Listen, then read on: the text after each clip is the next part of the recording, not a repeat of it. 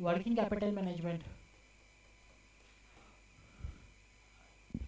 ठीक है। Question number 1 और 2 हो गया था कल, सेम है, ठीक है। तो सर अगर मैं जाऊँ आपका टाइप 1 की तरफ, तो क्वेश्चन नंबर 1 2 पे टिक लगा देना। मैं टाइप 1 देख रहा हूँ कि कौन कौन सा आपको घर पे करने के लिए देना है। क्वेश्चन नंबर 3 होमवर्क है। क्वेश्चन नंबर 3 होमवर्क है। Question number 5 S limited, check कर लेना फिर भी, मैं पता नहीं क्या लंबड़ी। Question number 5 S limited. Question number 7 messrs Bright limited.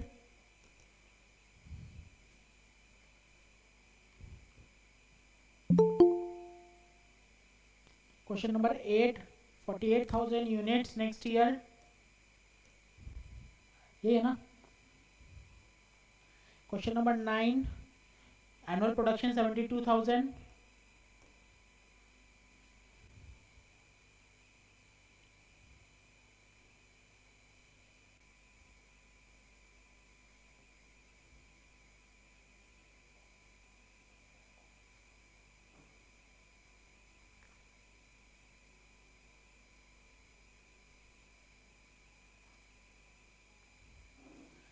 Question number 16 Camellia limited. Question number 16 Camellia limited.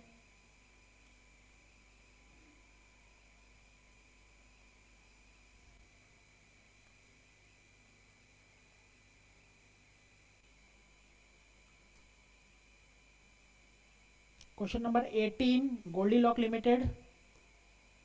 Question number 18 Goldie lock limited.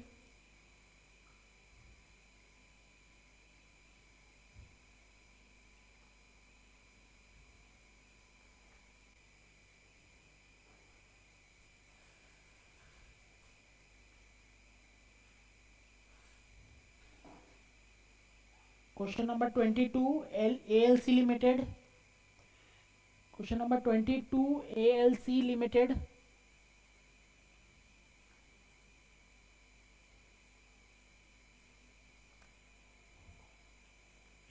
Question number 24 proforma. Question number 24 cost sheet of B O S M limited. Question number 24 cost sheet of B O S M limited. नहीं आ रहा है क्या? B O S M कहाँ पे है देखो तो, है क्या आप लोग में? उसके बाद ही हो गई।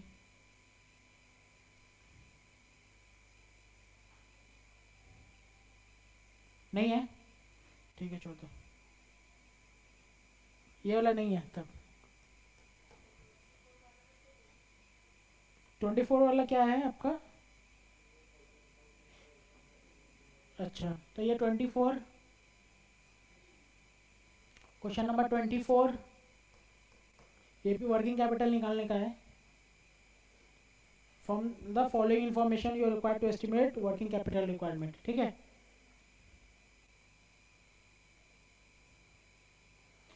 एम जे के लिमिटेड है क्या देखो, एम जे के लिमिटेड, क्वेश्चन नंबर क्या है? 26, 26 एम जे के लिमिटेड। ये लास्ट क्वेश्चन है क्या 26? दिखाओ और, तो ज़्यादा ही दे दिया मैंने क्या?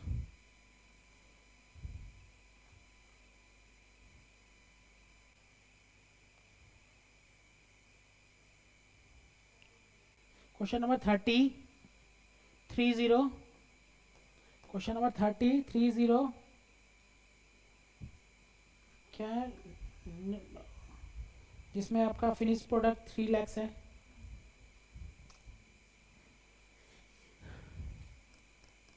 मतलब कि सर आपका टोटल 31 क्वेश्चन है, ठीक है। उसमें से 1 2 3 4 5 6 7 8 9 10 11 12 हो जाएगा, ठीक है। 12 हो गया मतलब क्या होगा, मोर देन 10, जो भी है 12/30, मोर देन 33% एक्चुअली, है ना। 12% जो 40% के लगभग में हो जाएगा कंप्लीट। ठीक है सर, मंडे क्लास नहीं होगा, ट्यूसडे मेरा नहीं रहता है, मैं नेक्स्ट वेडनेसडे को ही लूँगा क्लास। ठीक है, तो संडे मंडे ट्यूसडे 3 दिन मिलेगा। ठीक है, सारा टाइप 1 है, सारा टाइप 1 है, सब में वर्किंग कैपिटल मैनेजमेंट निकालना है सर। वर्क मैंने सम्स देखा है, सम्स देख के एक डेटर कैसे निकालते हैं पता नहीं चला, कोई बात नहीं, बाद बाकी निकाल के रखना, मैं डेटर पे डिस्कशन कर लूँगा। एक सम्स एक टॉपिक की वजह से, एक फिगर की वजह से पूरा सम्स मत रोकना, जो निकल रहा है सारा निकाल के रखना। रॉ मटेरियल निकल रहा है, ठीक है, वेजेस निकल रहा है, ठीक है, जो है निकाल के रखना, परफॉर्मेंस बना के रखना, फिर मैं करवा दूंगा तो आप उसको फिल कर लेंगे कि अच्छा ये है, अंडरस्टैंड।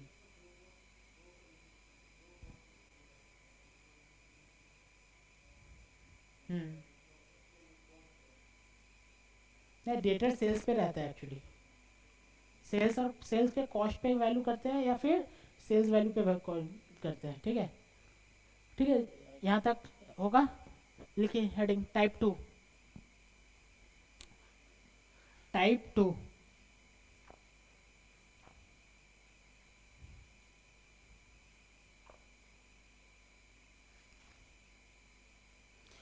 सर, टाइप 2 सम्स में क्या है, आपको सिनेरियो देगा, change in profitability, change in policy.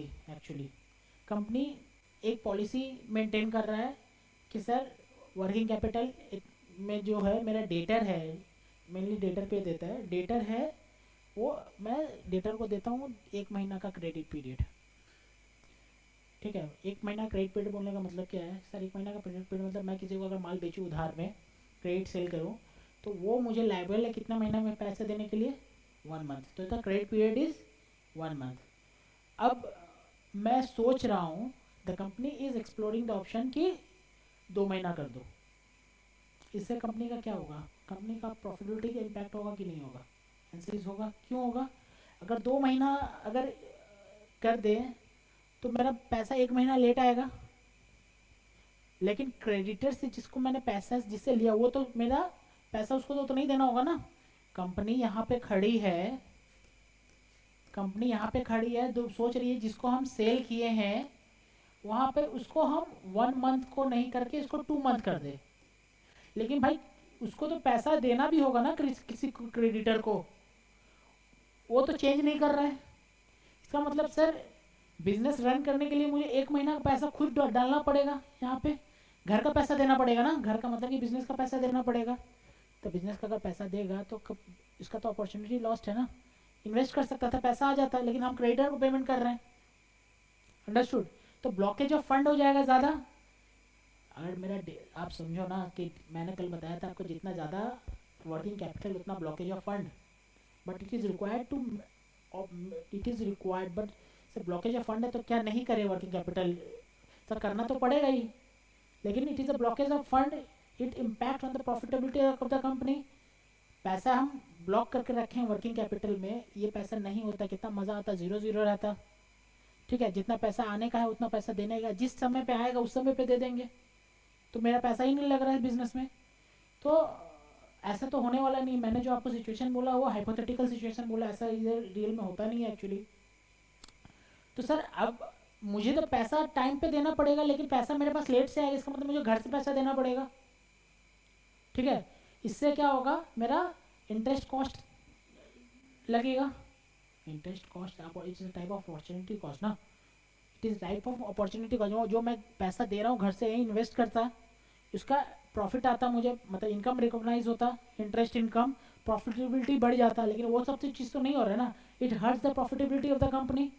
तो सर करना चाहिए कि नहीं करना चाहिए, तो आंसर इस दिखने में लग रहा है कि नहीं करना चाहिए, लेकिन कंपनी करती है।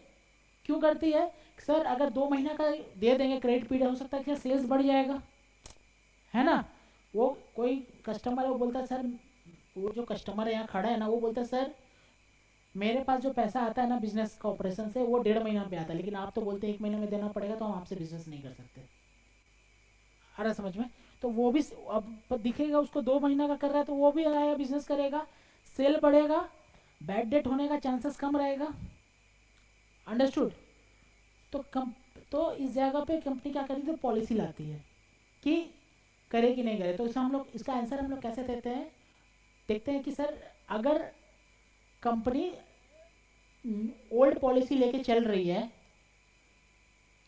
तो कंपनी का प्रॉफिटेबिलिटी कितना है, और न्यू कर रही है तो कंपनी का प्रॉफिटेबिलिटी कितना है, उसको चेक करते हैं। तो इंक्रीमेंटल प्रॉफिट आता है। अगर प्रॉफिट पॉजिटिव है मतलब कि ये ओल्ड ज़्यादा है न्यू कम है, मतलब प्रॉफिट ये पॉजिटिव है, इसका मतलब सर ओल्ड वाले में ज़्यादा प्रॉफिट आ रहा था, न्यू वाले में कम प्रॉफिट आ रहा है, इसका मतलब हम लोग ये ऑप्शन नहीं लेंगे। आ रहा है समझ में कि नहीं आ रहा है सर? नहीं, ओल्ड वाला, ओल्ड में जब हम कर रहे थे तो मेरा प्रॉफिट आ रहा था 60 रुपीज़, अब न्यू प्रॉफिटेबिलिटी में आएगा 40 रुपीज़। इसका मतलब हम लोग करेंगे कि ऑप्शन की नहीं करेंगे, ऑप्शन नहीं करेंगे ना, न्यू पॉलिसी नहीं लेके आएंगे, न्यू नहीं लाएंगे, ओल्ड पॉलिसी में चलाएंगे कि उसका प्रॉफिटेबिलिटी हाई है। उल्टा हो सकता है, तो अगर ये उल्टा होगा तो लाएंगे। ठीक है, सम्स कभी कभी इंक्रीमेंटल पे भी काम करता है, ये तो करने का डिपेंड करता है ना। इंक्रीमेंटल हम लोग करते थे ना, इंक्रीमेंटल में कितना आएगा, ओल्ड माइनस न्यू कर देते थे। ठीक है, एक सम्स करते हैं, क्वेश्चन नंबर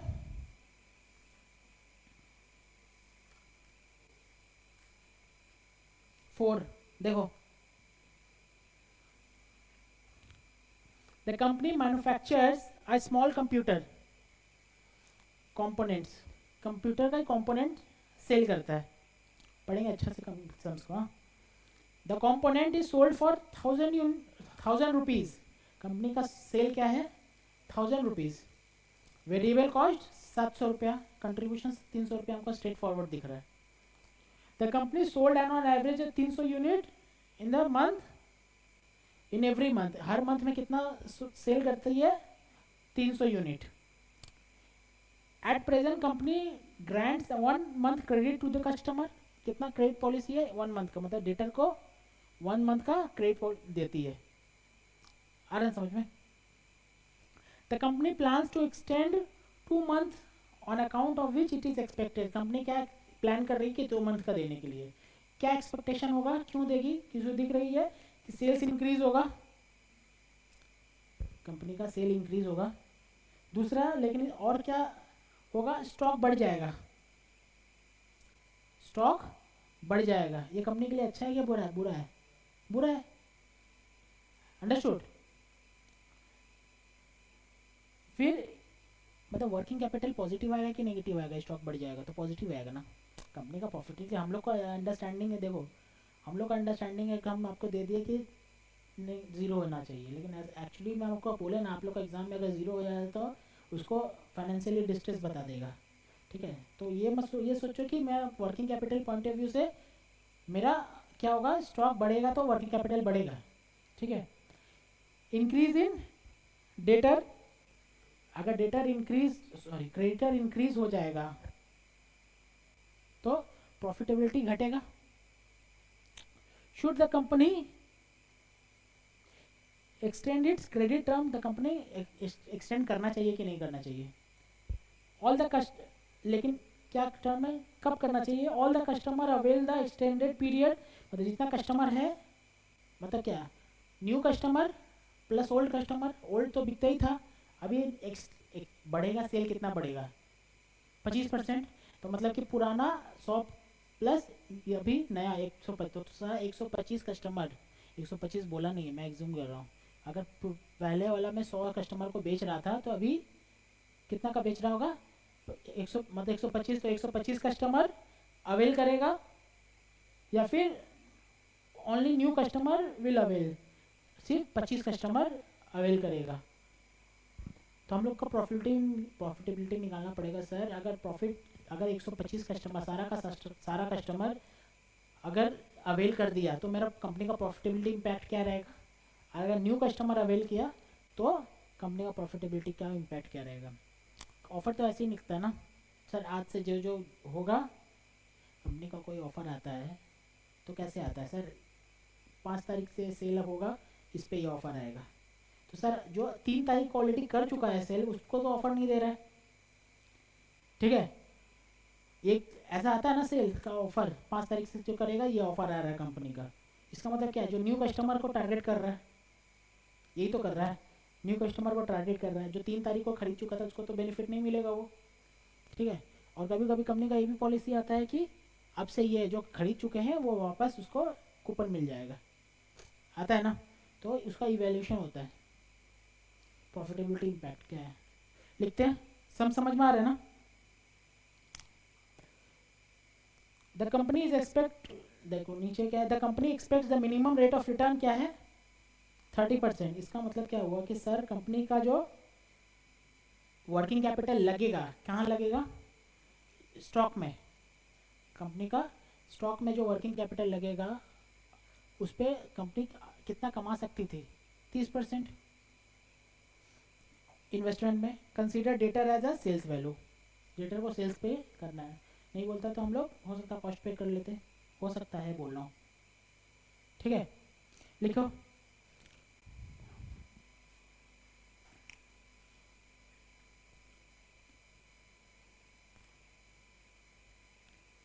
ए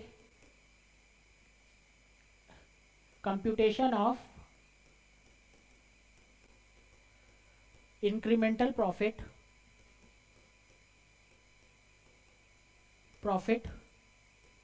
सबसे पहले ऑल कस्टमर के लिए करते हैं, ऑल कस्टमर,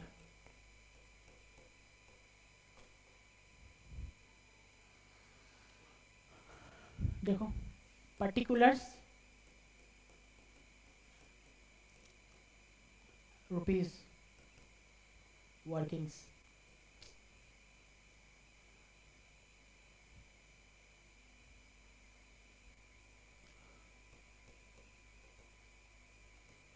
पर्टिकुलर्स,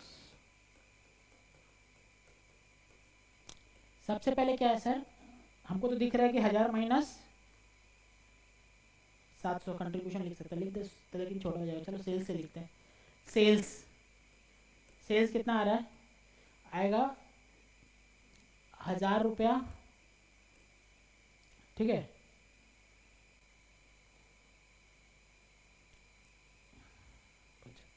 इंटू 1000 रुपया,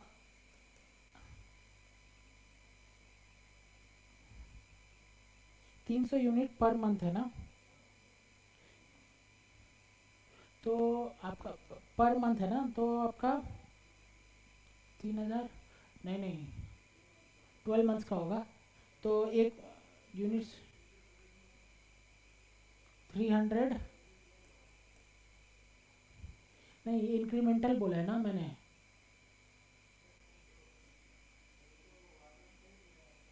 नहीं हाँ लेकिन यहाँ पे इंक्रीमेंटल सेल कितना आ जाएगा, 300 का 25% ना, कितना आ रहा है 75 into 12,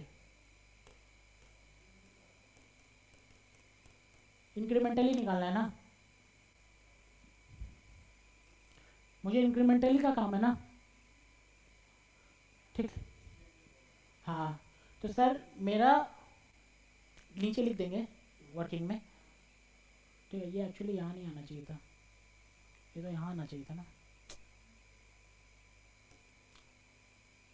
75 unit into 12 month into ₹1000 है ना, कितना आ रहा है 9 lakhs लेस वेरिएबल कॉस्ट, कितना आ रहा है 75 यूनिट इंटू 12 मंथ इंटू 700 होगा, कितना आ रहा है 6,30,000। नेक्स्ट कंट्रीब्यूशन कितना आ रहा है, ये कंट्रीब्यूशन है, इंक्रीमेंट, ये इंक्रीमेंटल सेल होगा, ठीक है, ये इंक्रीमेंटल कंट्रीब्यूशन क्या रहा है 2,70,000, ठीक है, यहाँ तक तो समझ में आ रहा है। अब देखेंगे हमारा वर्किंग कैपिटल पे इम्पैक्ट क्या है। वर्किंग कैपिटल मतलब प्रॉफिटेबिलिटी पे।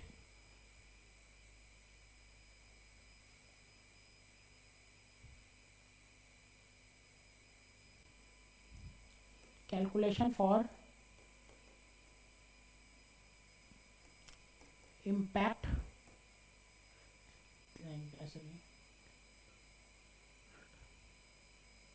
कैलकुलेशन फॉर रिटर्न फॉरगो नहीं हो,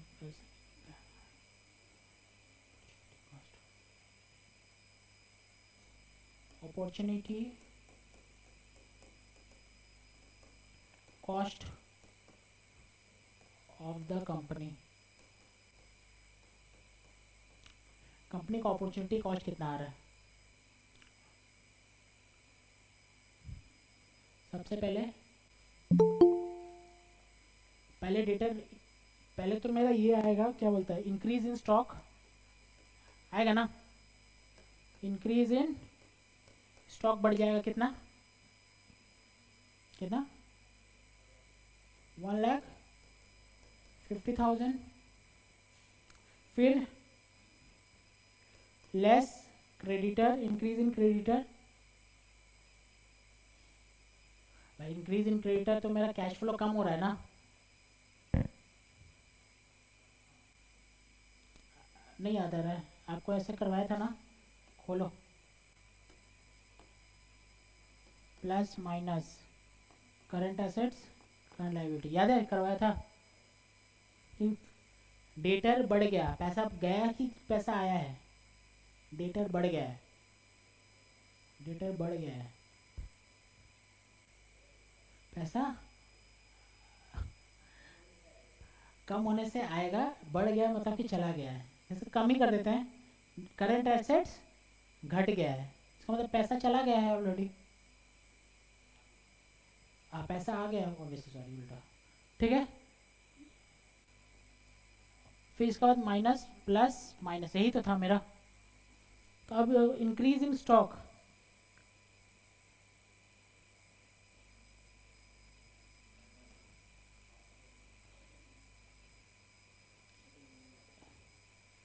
नहीं स्टॉक बढ़ेगा तो मेरा इन्वेस्टमेंट लगेगा ना। उल्टा लिख दिया क्या मैंने कहीं? वही तो, पैसा तो जाएगा ही ना मेरा, तो कैश फ्लो लग... अच्छा ये तो जाने वाला पे था ना, सॉरी सॉरी, ये तो जाने वाला पे था।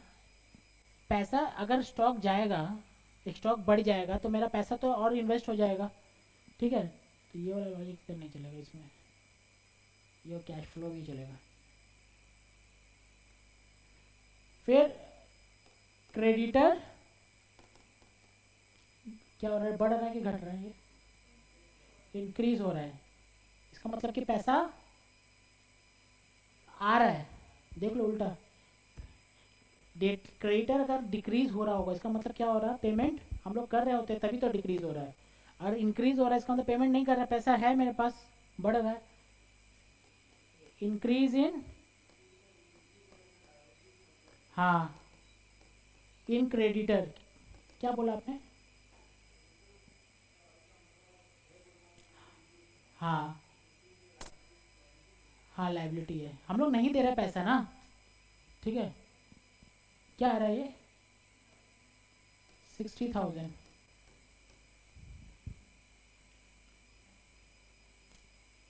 क्या ये 60, ये क्या है, लेस, ये लेस करके क्या आ रहा है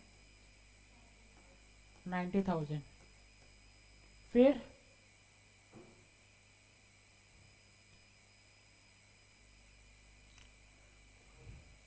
ओल्ड डेटर, क्या है ओल्ड डेटर?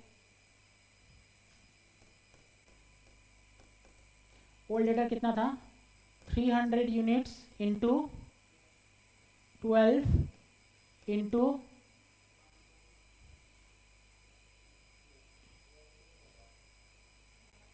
12 महीना ना, तो कर दे रहे हैं ना भाई, डिवाइडेड बाई 12 कर देते हैं, और क्या। मैं अपने मन में ही 12 लिख दिया। फिर किसका क्या वैल्यू, किस पे वैल्यू करना है, ये सेल्स में वैल्यू करना है ना। सेल्स में वैल्यू करना है ना, इंटू 1000।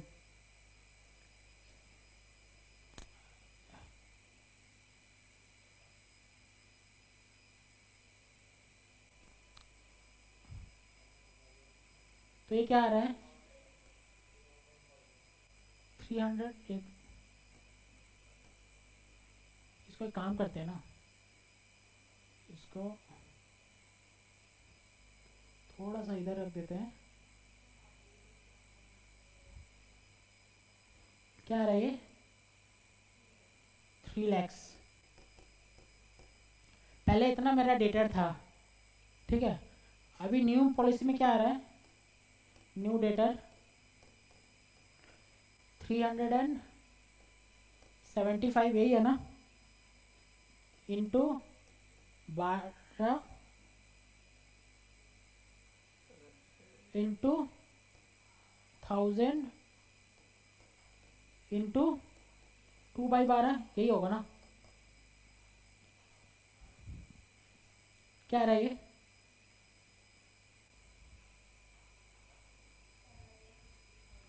7,50,000।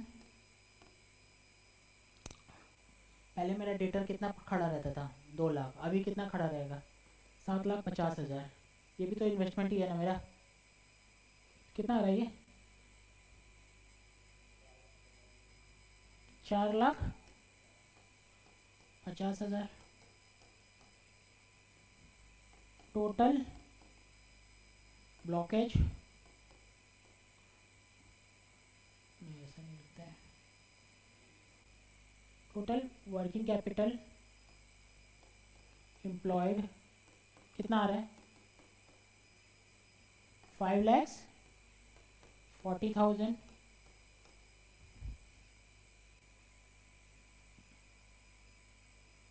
रिटर्न कितना बोला वो, ROI रिटर्न ऑन इन्वेस्टमेंट है ना, रिटर्न ऑन इन्वेस्टमेंट कितना आ रहा है ये एट द रेट ऑफ 30%।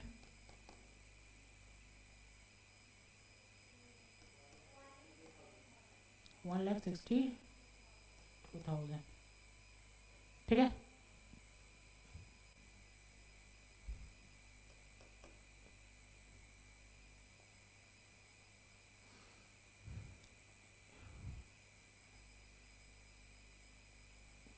$1,00,000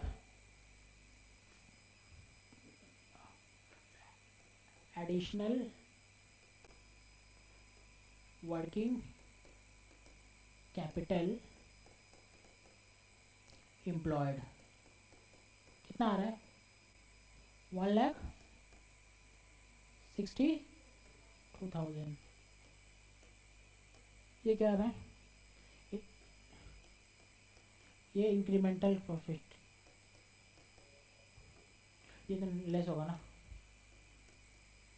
ये तो प्रॉफिटेबिलिटी बढ़ जाएगा ना, खत कम हो जाएगा। कितना आ रहा है 1,08,000। आ रहा है समझ में आ रहा है, क्लियर है। अब दूसरा अब इसको उतारेंगे, दूसरा आप बनाएंगे।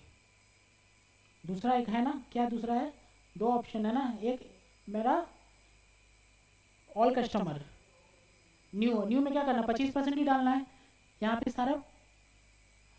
न्यू में क्या करना है आपको, सेल्स जो 75 यूनिट है, नहीं न्यू में क्या है, मैंने 300 पे डाला है ना, 300 का 25% डाला है।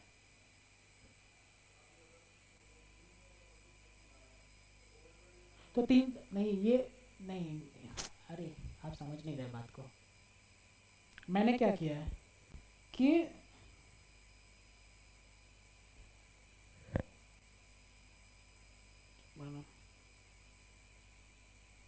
इसमें तो देखो मेरा यूनिट तो बोला है कि सेम बढ़ेगा, ये मैंने कैसे निकाला है 300 का 25%, ये क्योंकि ये इंक्रीमेंटल निकाला है, तो आपका न्यू वाला भी इंक्रीमेंटल होगा, सेम आएगा, ये वाला सेम आएगा, आपका यहाँ पे चेंज आ जाएगा। वर्किंग कैपिटल में चलो ये लो उतारिए पहले, सम्स कीजिए चलो।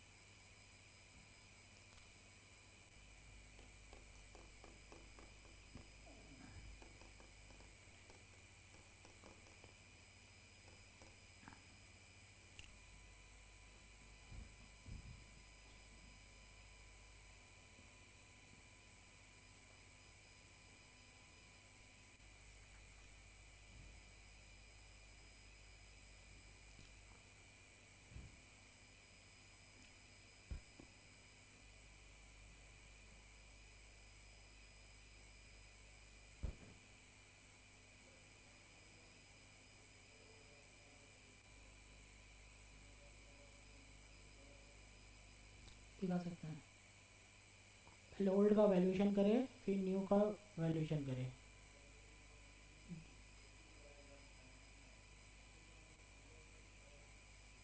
मतलब आप, मैंने भी तो ही किया पहले, ओल्ड मैंने क्या किया पहले, नहीं आपको तो इंक्रीमेंटल डालना पड़ेगा ना।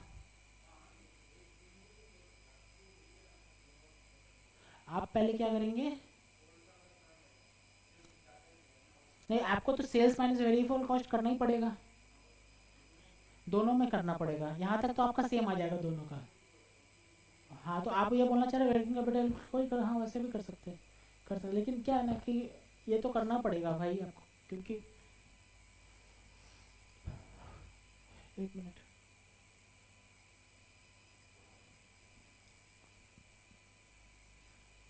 ये हो गया।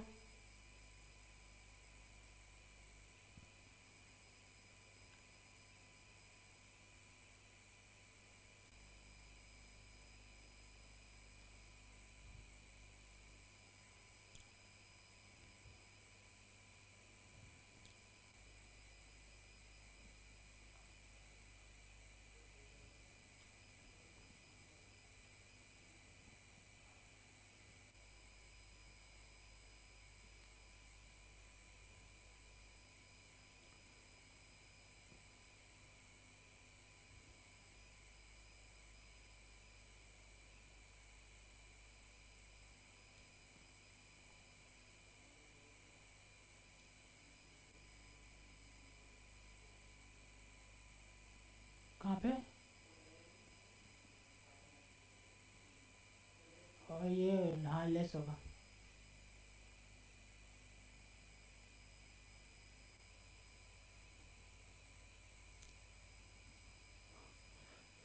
इंक्रीमेंटल वर्किंग कैपिटल मतलब कैपिटल एम्प्लॉयड ही है, ठीक है।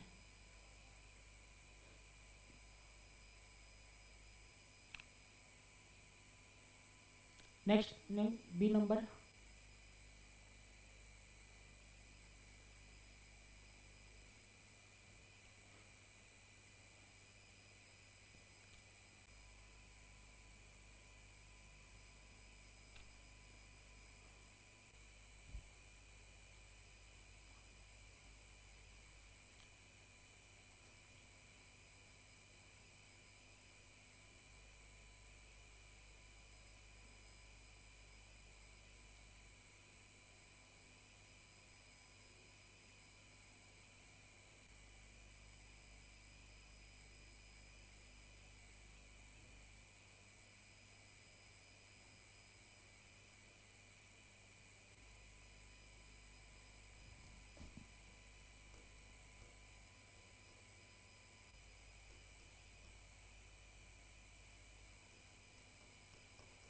ये कितना आ रहा है ये?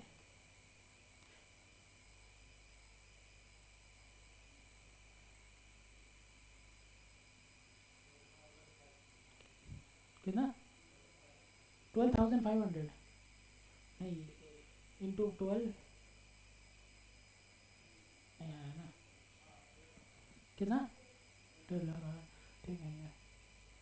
चलो हो गया। बी नंबर कीजिए। बी नंबर में आप कर रहे होंगे computation of incremental profit for new customer.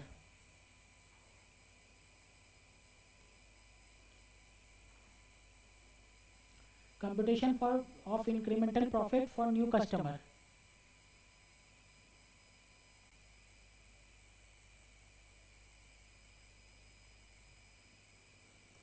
New customer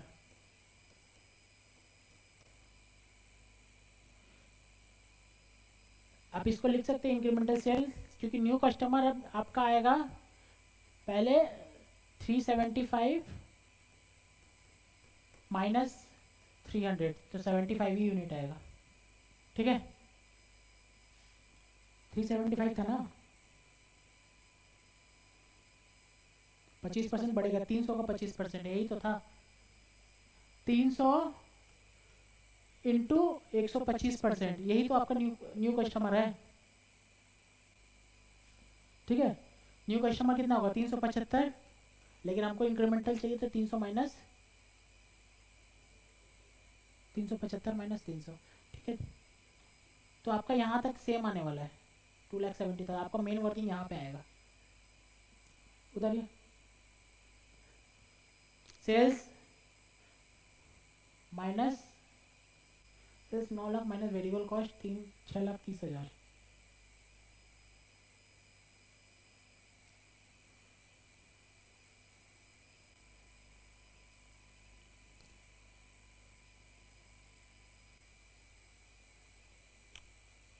यहाँ तक ये भी सही आएगा।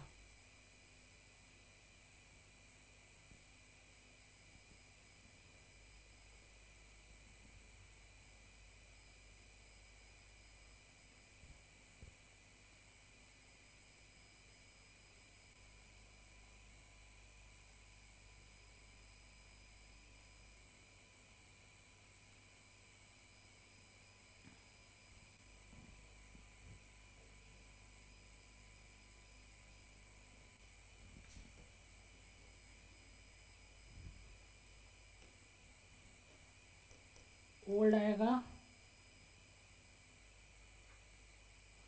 300, एडिशनल इन्वेस्टमेंट है ना, 300 का 25%,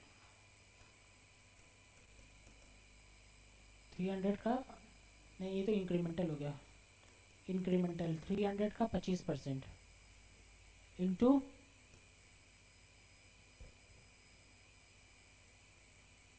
12 months into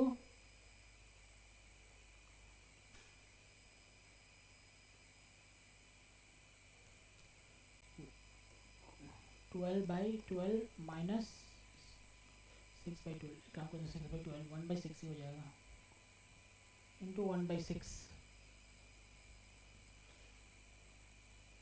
into 12 into 1000 into 1/6, यही तो होगा इंक्रीमेंटल डेटर। देख लो, 300 का 25% इंक्रीमेंटल होगा, कितना होगा? 75, ये होगा ना 75 इंटू 12, ये 12 महीना का, इंटू 1000 सेल्स वैल्यू। पहले कितना था? 12/12 माइनस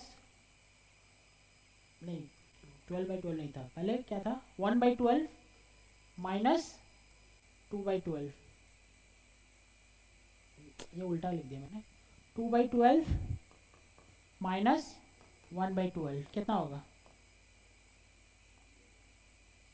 1/12, एक महीने का ही बढ़ेगा, 1/12 होगा last.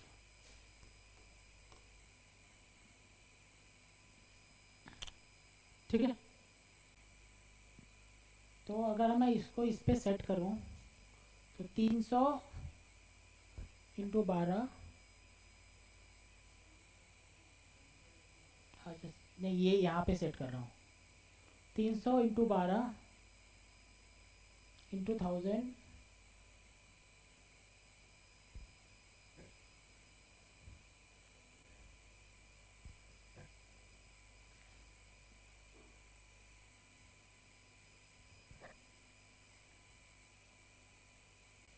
Old data 75 minus same ही आ रहा है।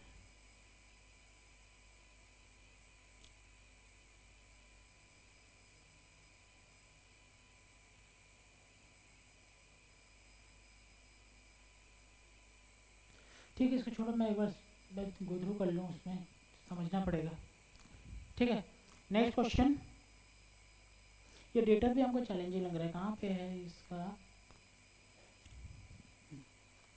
नेक्स्ट क्वेश्चन 6,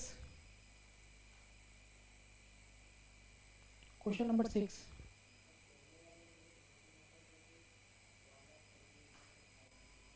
क्या नहीं, वो आंसर थोड़ा गलत है उसमें। ठीक है,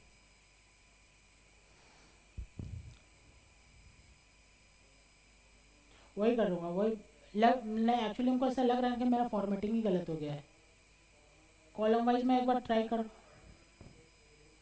हाँ नहीं, हाँ वही बोल रहा हूँ कि मैं एक बार खुद चेक कर लूँगा, करके आपको नेक्स्ट क्लास में इसको बता दूंगा। ठीक है, मैंने ऐसा लग रहा है ना कॉलम ही गलत बना दिया, मतलब कि थोड़ा ज़्यादा कंफ्यूजिंग क्या कॉलम बना दिया, इसीलिए बोल रहा हूँ। चलो नेक्स्ट देखिए, question number 6।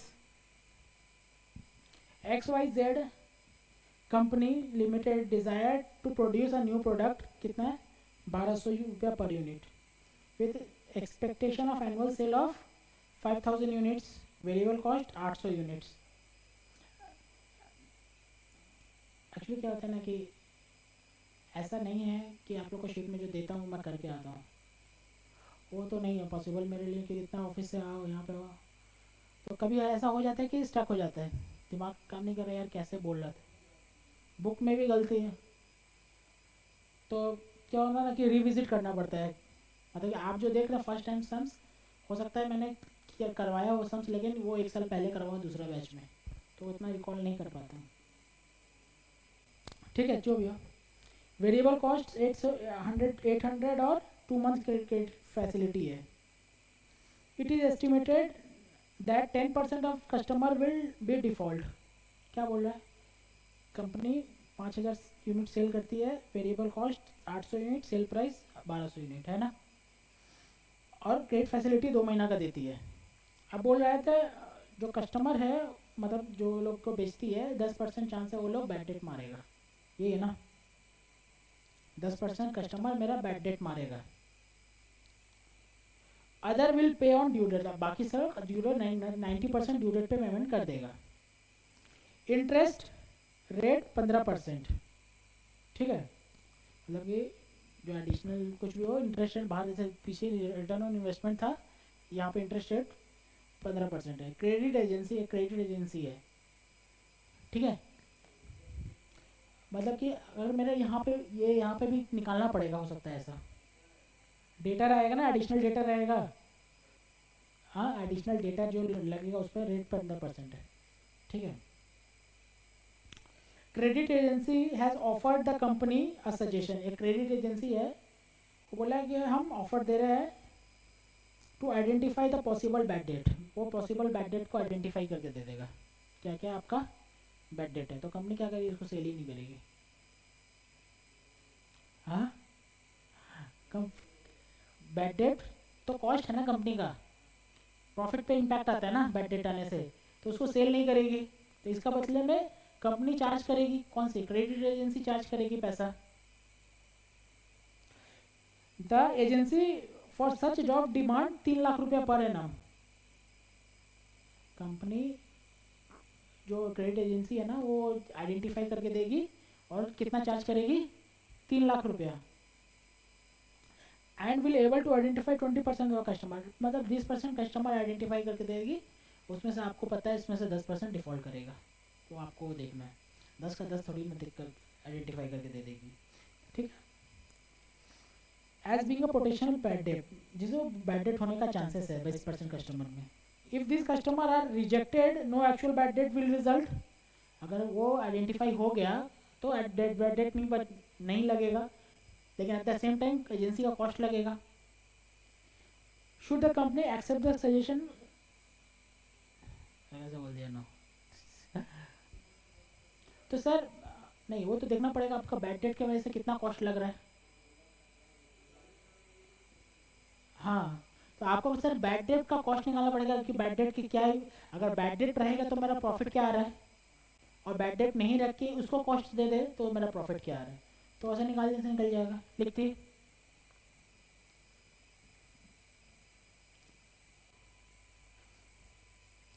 Calculation for profit, calculation for profit लिखो, calculation for profit if agency not engaged, if agency not engaged,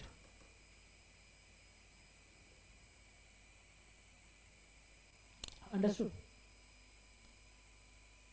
तो सेल्स माइनस वेरिएबल कॉस्ट आप तो निकाल लेंगे ना, लिखो खुद पेन चलाइए।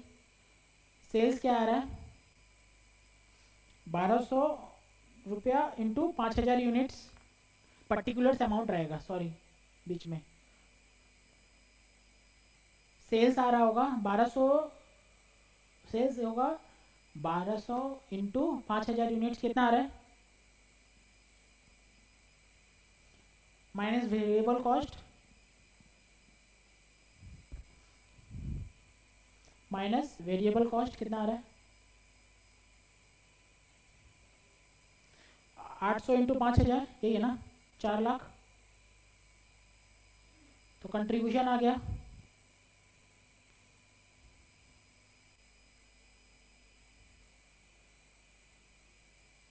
कंट्रीब्यूशन आ गया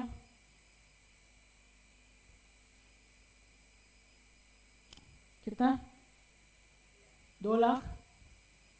फिर less bad debt, bad debt होगा ना, एजेंसी नहीं हायर करेंगे तो बैड डेट होगा, बैड डेट कितना हो जाएगा, कितना बोला, 10%, सेल्स का 10%, तो सेल्स कितना है,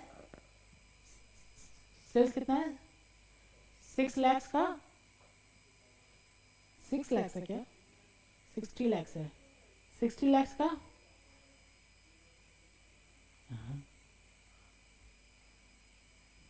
60 लाख का 10%, यही है ना उसका बैड डेट, 60 लाख का 10%, तो 6 लाख कंट्रीब्यूशन ठीक कर देना। कंट्रीब्यूशन कितना आ रहा है, कंट्रीब्यूशन कितना आ रहा है, 20 लाख। फिर लेस बैड डेट कितना, 60 लाख का 10% कितना आ रहा है, 6 लाख।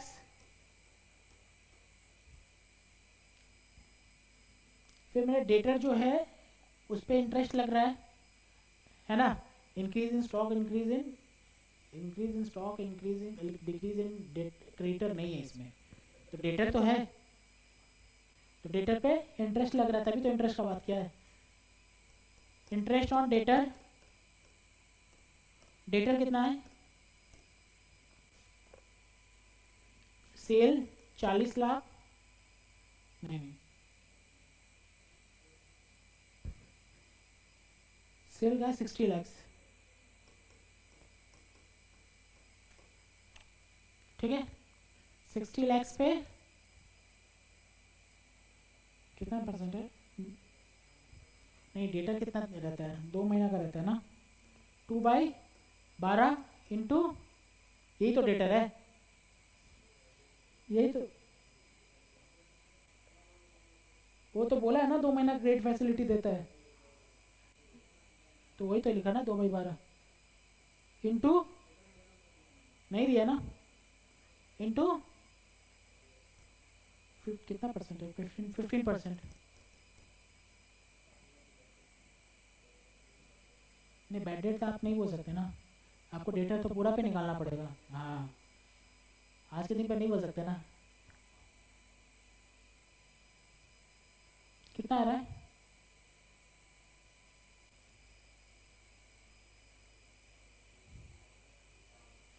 $1,50,000 कितना आ रहा है लेस करके सारा?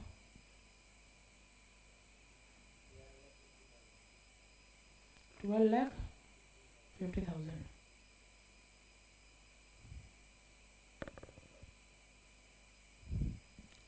प्रॉफिट 12,50,000। नीचे नोट लिखेंगे, it is assumed that debtor is the that the debtor is valued on sale. Understood? Minus करना होगा ना, इंटरेस्ट अपॉर्चुनिटी कॉस्ट है ना अपना, इंटरेस्ट अपॉर्चुनिटी कॉस्ट है ना, पैसा आ नहीं रहा है भाई, इसके वजह से मेरा लॉक है 1.5 लाख रुपए। प्रॉफिट 12,50,000। नेक्स्ट दूसरा कीजिए, calculation for it is assume, नहीं ऐसे लिख दो, it is assume that calculate debtor is valued on sales, is valued on sales। नीचे लिखो, it is if the debtor is valued on cost, if the debtor is valued on cost, if the debtor is valued on cost, the interest should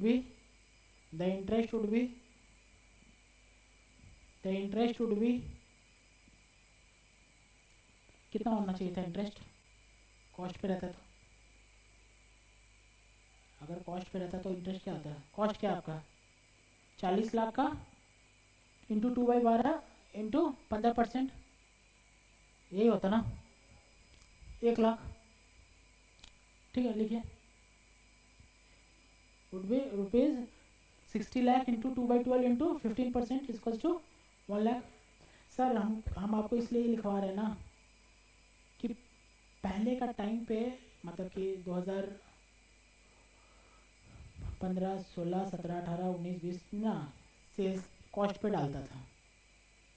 ठीक है, अभी sums आना ये सब चीज़ थोड़ा कम हो गया है, तो कभी कभी सम्स में सेल्स पे भी डाल देता है। ठीक है, तो इंडिपेंडेंटली वो लोग चेंज कर रहा है। ठीक है, एक्चुअली सेल वैल्यू में ही होता है कि डेटा सेल्स पे वैल्यूड होता है। ठीक है, लेकिन सम्स में आपका कॉस्ट पे भी डाला हुआ है, आपका सम्स में जितना भी है ना सब कॉस्ट पे डाला हुआ है।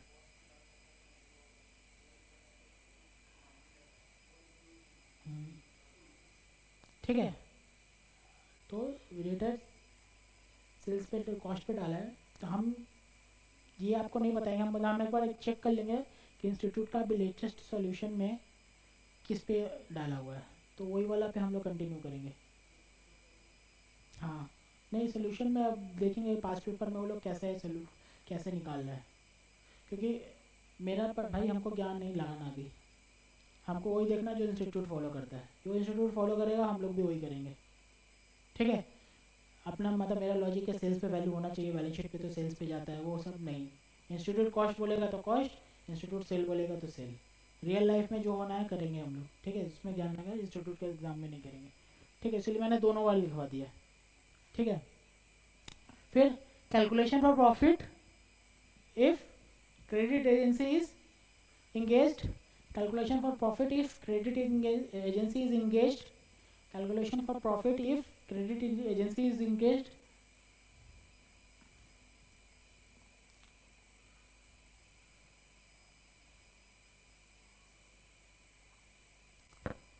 सेल्स माइनस वेरिएबल कॉस्ट आ जाएगा, कंट्रीब्यूशन सेम आएगा 20 लाख।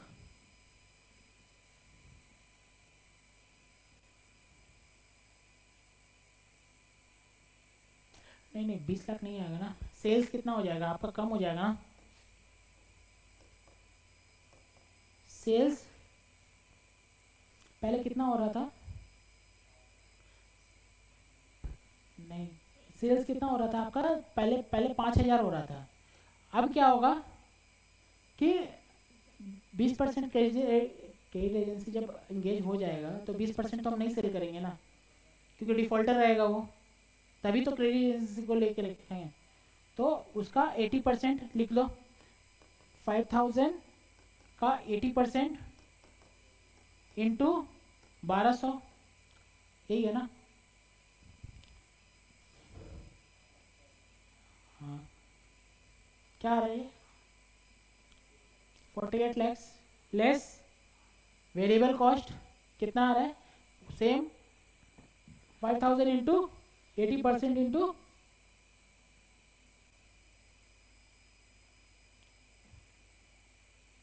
800, 5000 इंटू 80% इंटू 800 क्या आ रहा है? 32 लैक्स। कंट्रीब्यूशन आ जाएगा कितना?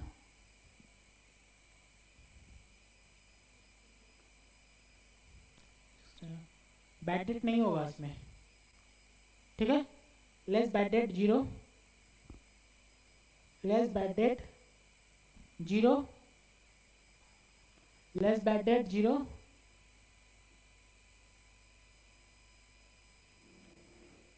Less interest on debtor, less interest on debtor. Debtor कितना? 48 लाख का 15% इंटू 2/12, यही है ना? 48 लाख का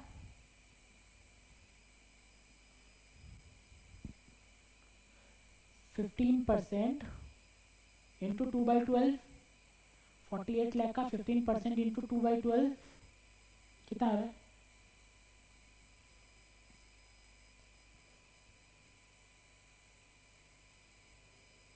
1,20,000।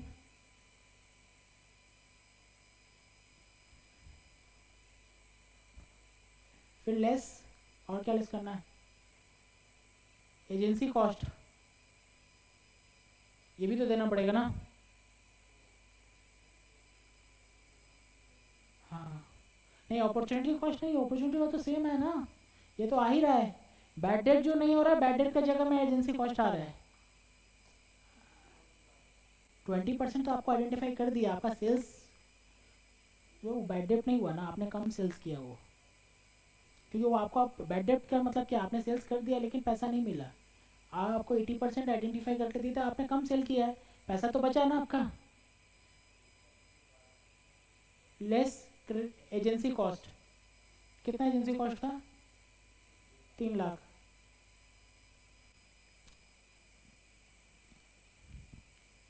कितना आ रहा है? 11,80,000। वो 12 लाख आ रहा है, 11,80,000। तो एजेंसी हायर करना चाहिए कि नहीं करना चाहिए? नहीं करना चाहिए, लिखिए। अच्छा वो आप वो वाला लिख लो कि क्या बोलता है, अगर से डेटर अगर कॉस्ट पे होता तो कितना होता अपॉर्चुनिटी कॉस्ट? नोट लिखो जो, if debtor is valued at cost, if data is valued at cost, the opportunity cost would be, if the data is valued at cost, the opportunity cost would be कितना आ रहा है? 32 लैक्स का 15% into 2/12, यही है ना? 32 लाख का 15% इंटू 2/12, 80,000, ठीक है?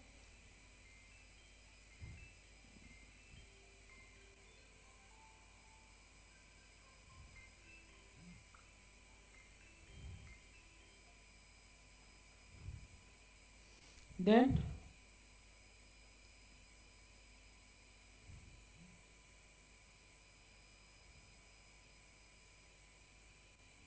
हो गया, नीचे लिखो। The company should not appoint,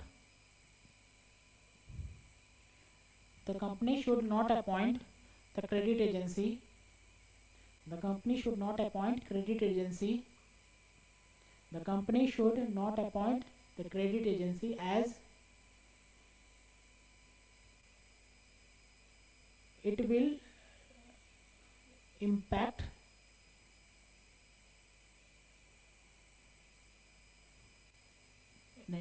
ऐसे लिख दो, इट विल रिड्यूस, ऐसे इम्पैक्ट नहीं, it will reduce the profit of, it will reduce the profit of rupees, कितना आ रहा है, 12,50,000 माइनस 11,80,000, कितना 75,000, ठीक है 70,000, ठीक है, सेविंग्स है। आपका जो सम्स दिया पीछे आंसर दिया हुआ ना, वो कॉस्ट पे निकाला है डिटेल को, ठीक है। चलिए एग्ज़ाम में अगर मैं आपको कंफर्म कर दूंगा कि सर कॉस्ट पे निकलेगा, आप कॉस्ट पे निकालना अगर कोई एब्सेंस ऑफ एनी इंफॉर्मेशन, ठीक है। अगर मैं आपको कंफर्म कर दूंगा तो जब रिवाइज करते वक्त ना, तो आप वो सब कंसीडर कर लेना, ठीक है। नेक्स्ट क्वेश्चन,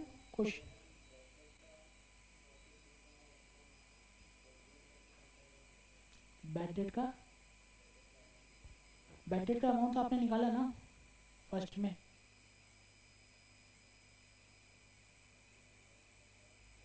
नहीं ऐसा इतना शॉर्टकट नहीं होता है। आप एग्जाम देंगे, आपका 7 नंबर का सम्स देगा, तो आप कैसे 3 लाइन में ख़त्म कर देंगे सम्स को,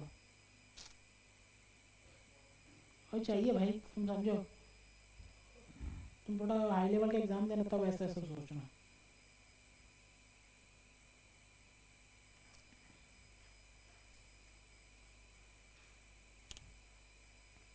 अच्छा एक बात बताओ, क्वेश्चन नंबर 9 देखिए, क्वेश्चन नंबर 9 देखिए, उसमें कन्वर्सन कॉस्ट दिया हुआ है, देख रहे हैं आपको क्वेश्चन नंबर 9 में, क्वेश्चन नंबर 9 में कन्वर्जन होमवर्क दिया मैंने, है ना, उसमें कन्वर्सन कॉस्ट किसको बोलते हैं पता है क्या? कन्वर्सन कॉस्ट होता है आपका जो कॉस्ट जिसमें, मतलब प्राइम कॉस्ट पता है क्या आपको? कॉस्ट शीट में प्राइम कॉस्ट क्या होता है? डायरेक्ट मटेरियल, लेबर और direct expenses. Conversion cost is prime cost minus raw material. इसका मतलब कि sir direct labour plus expenses लिख लो वहाँ पे, नहीं तो बाद में भूल जाएंगे। प्राइम कॉस्ट में एक ब्रैकेट देके वहाँ पे लिख दो, यहाँ पे साइड में कहीं लिख लो direct wages plus conversion cost is equal to direct wages plus, इसमें ओवरहेड दिया हुआ तो overhead, prime cost is equal to direct wages plus overhead, ठीक है।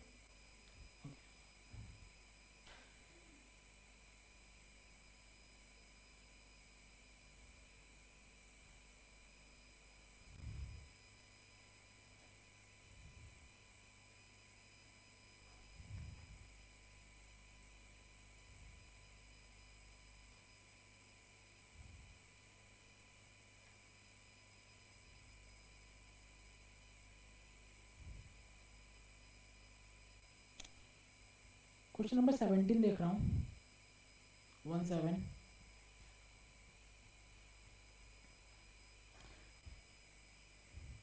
गोल्डन गारमेंट लिमिटेड है ना, manufacture readymade garment and sales them on a credit basis through network dealer, ठीक है। गारमेंट बनाता है और क्रेडिट पे सारा सेल्स करता है।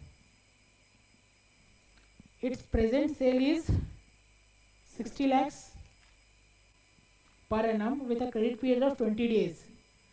प्रेजेंट सेल क्या है? 60 लाख और क्रेडिट पीरियड 20 दिन का देता है। द कंपनी इज कंटेम्पलेटिंग मतलब सोच रही है, expecting an increase in credit period with a view of increase in sales. Sales को इंक्रीज करने के लिए क्रेडिट पीरियड भी इंक्रीज करना चाह रही है। फिर present variable cost are 70% of the sale, मतलब वेरिएबल कॉस्ट कितना है? 70%, मतलब कंट्रीब्यूशन कितना होगा? वेरिएबल कॉस्ट कितना है? 70%। वेरिएबल कॉस्ट कितना है? 42 lakhs, तो कंट्रीब्यूशन कितना होगा? 18 लाख, मतलब 30% ना, है कि नहीं? एंड फिक्स कॉस्ट कितना है? 8 lakhs। The company expect P tax return on investment कितना है? 25%। आपको समझ में आ रहा है क्यों निकाला है ये? प्री टैक्स इन्वेस्टमेंट क्यों दिया है? डेटर्स में निकालना है ना, वर्किंग कैपिटल ब्लॉकेज को ही तो निकालना है। Some other details are given. Credit policy में क्या बोला है? एक तो आपको क्रेडिट पॉलिसी कितने दिन का है? 20 दिन का। फिर क्रेडिट पॉलिसी क्या है? 30 दिन का, 40 दिन का, 50 दिन का। 30 दिन का करेंगे तो 65 लाख का सेल होगा, 40 दिन का 70, उसके बाद 74। Which credit policy should company adopt? कौन सा क्रेडिट पॉलिसी कंपनी अडॉप्ट करेगी? Present your answer in tabular form. Assume 360 days लेना है। Calculation should be made on 2 decimal and ignore taxation. Pre tax का बोला तो इग्नोर टैक्स, टैक्स नहीं है। Pre tax post tax is same. ठीक है, लिखते हैं। Evaluation of credit policies. Evaluation of credit policy.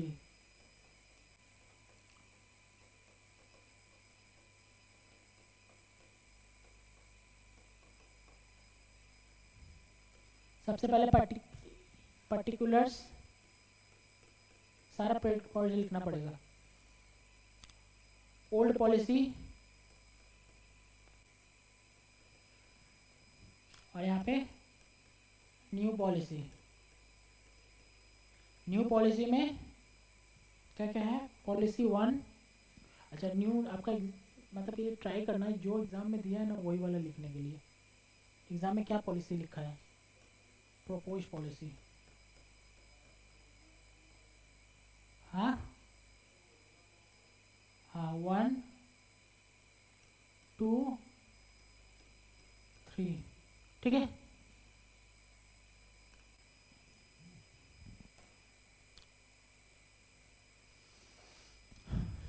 ठीक है, लिखो। मैंने बना दिया फॉर्मेट। बनाइए, आप खुद से बनाइए थोड़ा। कुछ तो है ही नहीं इसमें। क्या डेटा का चेंज होगा, सेल्स चेंज होगा, वेरिएबल कॉस्ट चेंज होगा, कंट्रीब्यूशन आएगा, फिक्स कॉस्ट आएगा।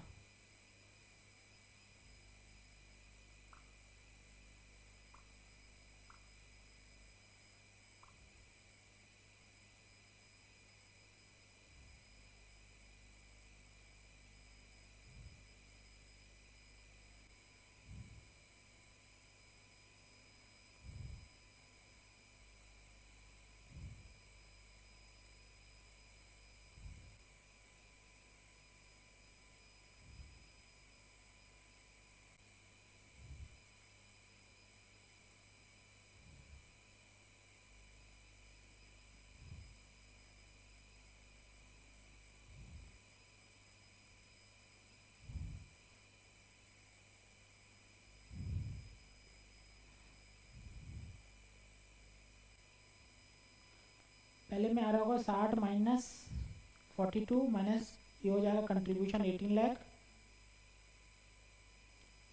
60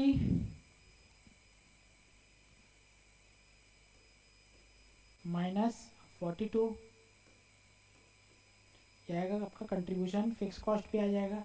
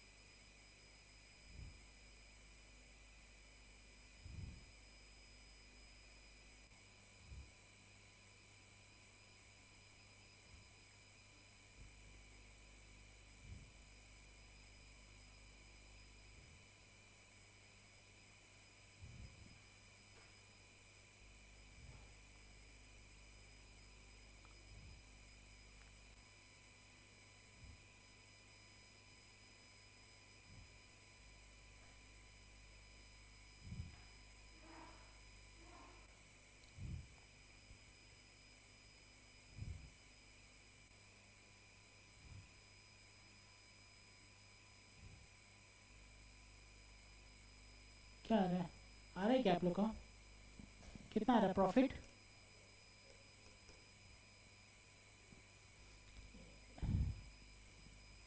ये आ रहा है 10 देन 11.5, देन 13, 14.5.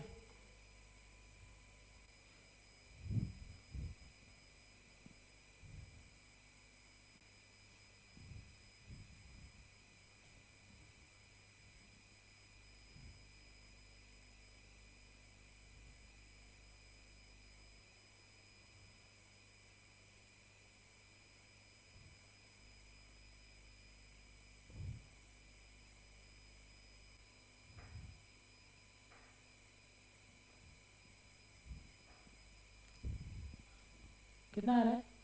ये नहीं आ रहा है?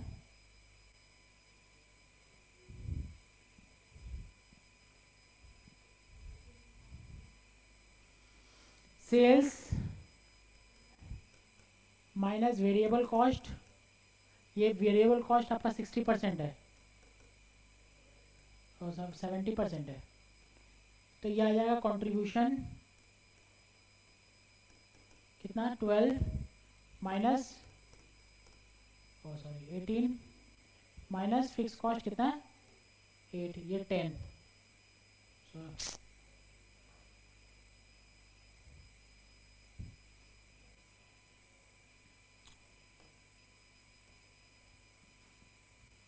आ रहा है? उसके बाद ये आ रहा है सबका? तो आप लोगों ने नहीं किया?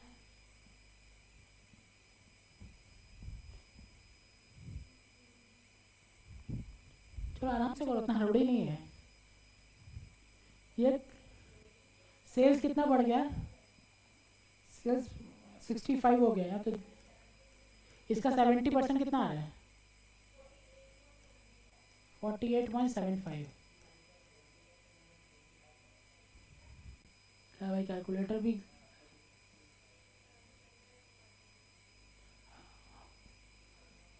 45.5. फिक्स कॉस्ट ये कितना आ जा रही है? 19.5. ये तो 80 है.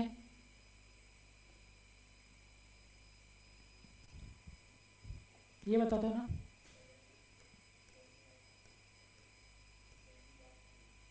$21.8.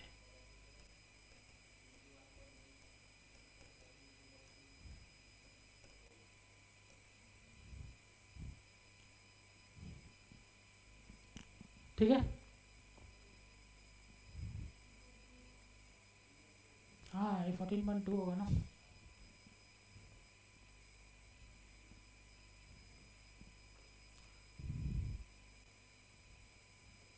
ठीक है. ये प्रॉफिट नीचे लिखो वर्किंग्स, नीचे थोड़ा सा जगह छोड़ के वर्किंग्स. हाँ थोड़ा सा ज़्यादा नहीं, इसमें तो आपका डेटर का ही लिखना है ना. इंटरेस्ट ऑन डेटर ही तो लिखना है, यही तो लिखना है. तो इंटरेस्ट ऑन डेटर कितना होगा? एक काम करते हैं, कॉस्ट पे निकालते हैं, फिर नीचे सेल पे निकाल देंगे. दो बराबर इसलिए हमको पता नहीं, हमको चेक करना पड़ेगा ना, मैंने बोला ना आपको. ठीक है. सबसे पहले कॉस्ट क्या आ रहा है? ये वेरिएबल कॉस्ट, ये फिक्स कॉस्ट, यही तो है, यही तो दो कॉस्ट है.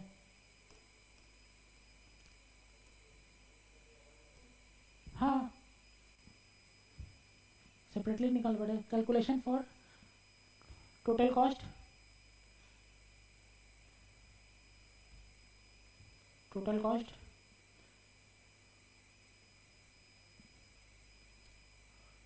नहीं, calculation for interest on debtor ऐसे लिखना. Calculation for interest on debtor,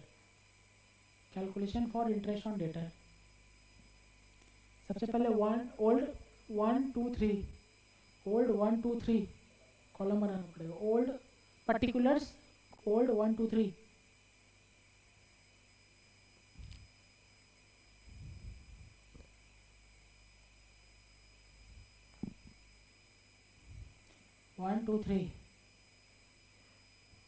variable cost, नीचे वेरिएबल कॉस्ट कितना आ रहा है देख के लिखो. Variable cost 42, 45.5, 49, 51.8। नीचे फिक्स कॉस्ट, फिर टोटल कॉस्ट, टोटल कॉस्ट कितना आ रहा है? पहले तो 50 आएगा, फिर 53.5, 57, 59.8, कैसे, हाँ 59.8। फिर rate of interest, rate of interest क्या क्या है? 25%, 25%, 25%, हाँ।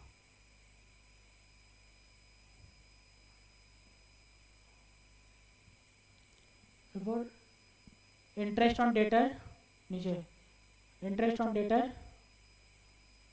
इंटरेस्ट ऑन डेटर क्या आ रहा है उसका? हाँ कैलकुलेटर पे निकालिए। हाँ कितना आ रहा है पहले का? 12.5, 12.5, 12.5, देन अरे पूरा कॉस्ट पे नहीं निकलेगा ना आपका, तो कलेक्शन पीरियड भी दिया हुआ है ना।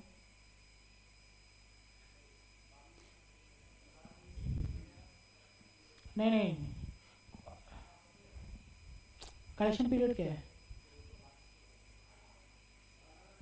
हाँ हाँ ठीक है, कर दो, रुक जाओ। यहाँ पे आपका, एक मिनट, वो हमको बताना तो ऑनलाइन किसी को प्रॉब्लम हो रहा। ओल्ड 1, 2, 3, ये आपका कॉस्ट कितना आ रहा है? Total cost 80, 50, 53.5, 57, 59.8।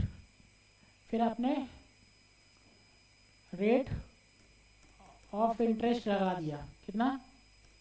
25%, 25%, 25%, 25%। तो ये जो आपका आया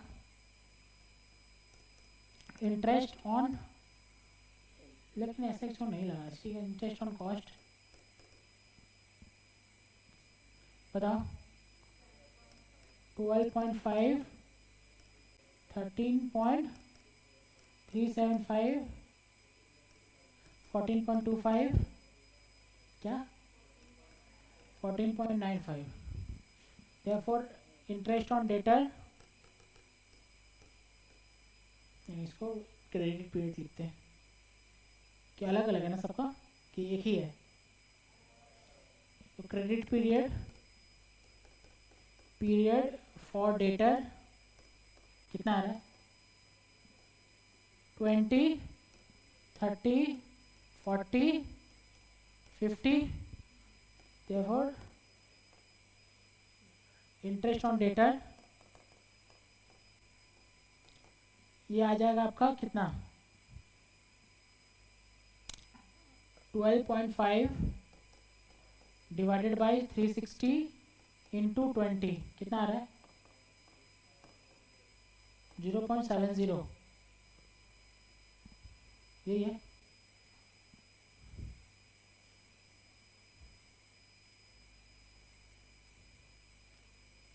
आ रहा है?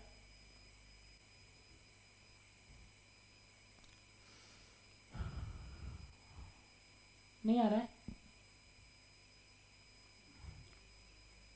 हाँ लिया है ना 360।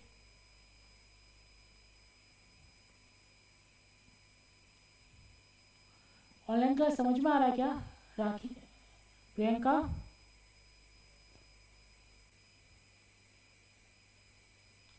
राजकिशोर, श्वेता, मंजिता,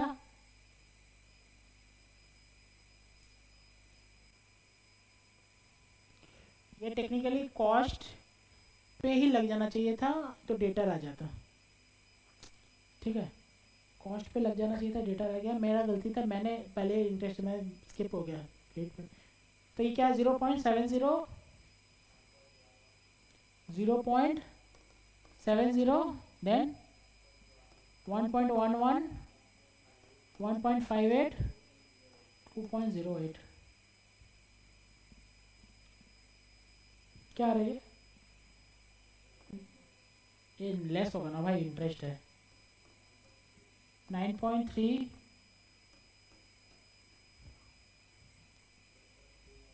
10.39 42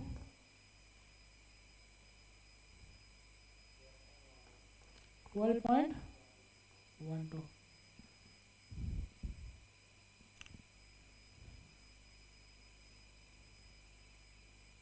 अरे इसलिए 10 से लेस किया ना प्रॉफिट से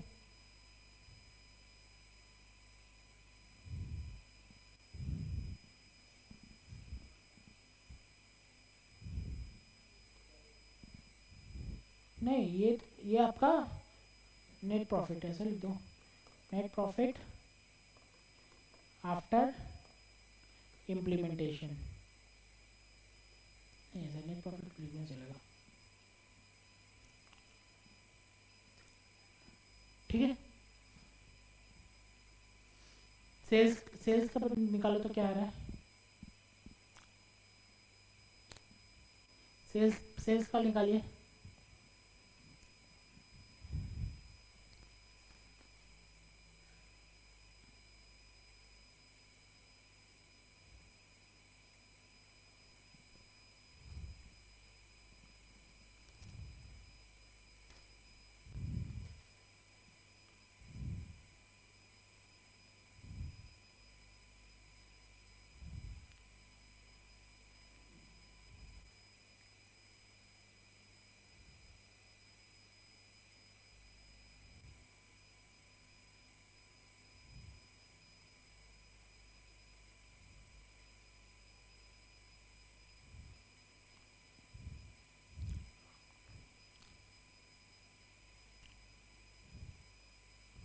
एक का निकालो सेल का, सिर्फ ओल्ड पॉलिसी का, तभी तो बाद में निकाल सकते हैं।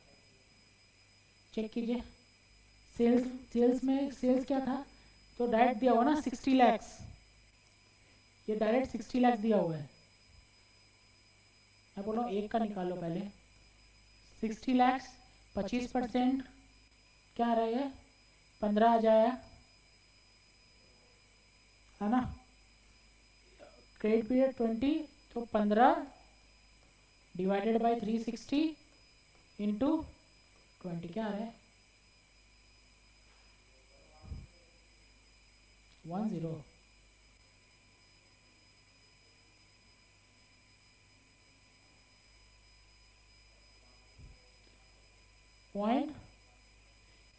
.12 क्या है, ये तो थोड़ा सा ज़्यादा आना चाहिए ना।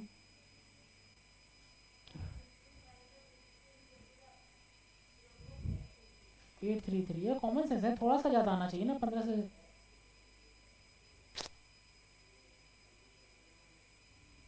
ठीक है, तो सर सेल्स कॉस्ट दोनों पर निकल सकता है, अंडरस्टूड। क्या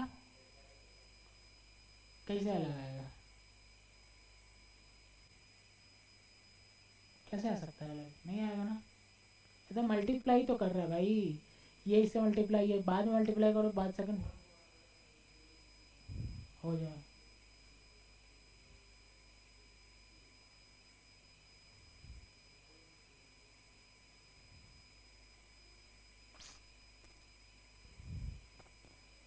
ठीक है, तो 1 2 3 आप लोग एक बार घर पे प्रैक्टिस कर लेना, ठीक है। हम आपको इसलिए बता रहे हैं कि आपका जो दोनों जगह से आपका कन्वीनियंट रहे कि हाँ हम सेल्स से भी निकाल सकते हैं और कॉस्ट से भी निकाल सकते हैं, ठीक है। चलिए क्वेश्चन नंबर 11। हाँ हाँ टैक्स को हटा दें बोला है ना। Question number 11,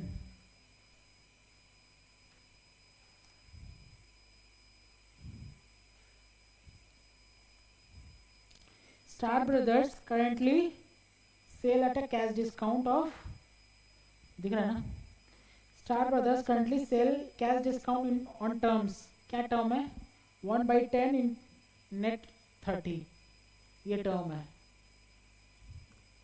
1/10 net 30। इसका मतलब क्या हुआ, 30 दिन का क्रेडिट पीरियड देंगे, अगर 10 दिन में पैसा दे दिया तो 1% का डिस्काउंट।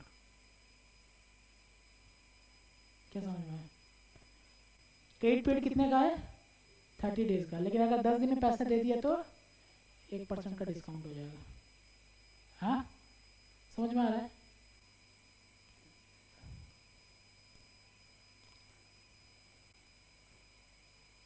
यहाँ पे 1% डिस्काउंट।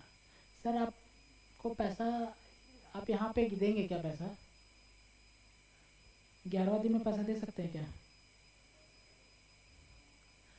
लेकिन सोचो आप पैसा आपको 10 दिन में आना था, आप तो सोचे कि 1% का डिस्काउंट लेके चले जाएंगे, लेकिन आपके पैसा 11वां दिन में आया है, तो आप पैसा देंगे क्या, नहीं देंगे। अब कब देंगे, 30वां दिन में देंगे है कि नहीं। मतलब ये इस पॉलिसी का एक ड्रॉबैक है, किसी के पास पैसा आ गया है तो नहीं देगा, बोले हम 30 दिन, हम इस दिन में क्या करेंगे, इन्वेस्ट कर देंगे 20 दिन के लिए, है ना, उसे इंटरेस्ट मिल जाएगा, उसको देके क्या फ़ायदा मेरा। ये समझ में नहीं है लेकिन आपको बता रहे हैं ठीक है, जो भी हो।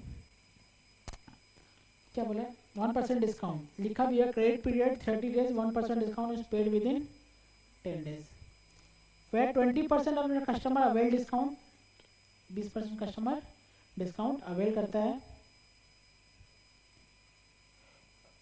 The firm is considering to increase the rate of discount to 2%, मतलब 2% 10 दिन के अंदर, बाद बाकी नहीं तो 30 दिन के अंदर।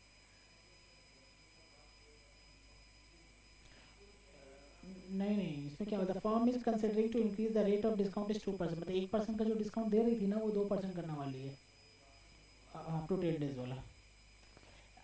It expects rise in sale of 10%, fall in bad debt of from 2% to 1%, वही तो बोला 2% टू 1%, अच्छा 2% टू 1%, ठीक है, एक हिंदी बोल दिया, इंग्लिश बोल दिया, of 2% to 1% of sales and 80% of the customer will avail discount। पहले डिस्काउंट कितना कस्टमर लेना था, 20%, अभी कितना 80% कस्टमर डिस्काउंट लेगा। क्यों, क्रेडिट क्यों, ज़्यादा मिल रहा है ना discount. Provided that the existing annual sale कितना है, 6 लाख, बोला सारा क्रेडिट पर है, मतलब डेटा का कैलकुलेशन करना पड़ेगा ये तो 6 lakh, proportionate of the variable cost of 80%, variable cost कितना है 80% और कंट्रीब्यूशन 20% होगा, ठीक है, and opportunity cost of fund 12%, assume 360 days per year, find average collection period before and after change in policy. अगर बिफोर चेंज इन पॉलिसी रहेगा तो कितना दिन में पैसा आ जाता है, आफ्टर चेंज इन पॉलिसी रहेगा तो कितना दिन में पैसा आ जाता है। चेंज इन पॉलिसी मतलब 1% से 2% वाला। Savings in expected bad debt, कितना अमाउंट सेव होगा बैड डेट में, और एडिशनल डिस्काउंट कितना देना होगा।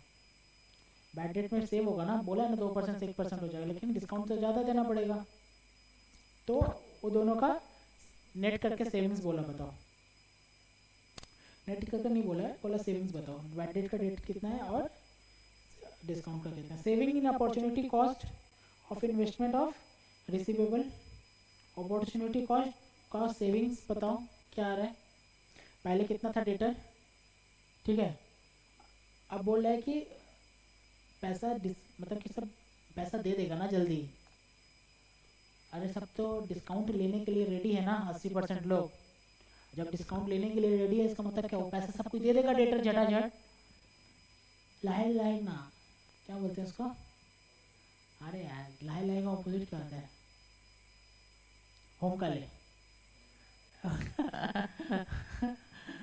होम काले दे देगा, ठीक है,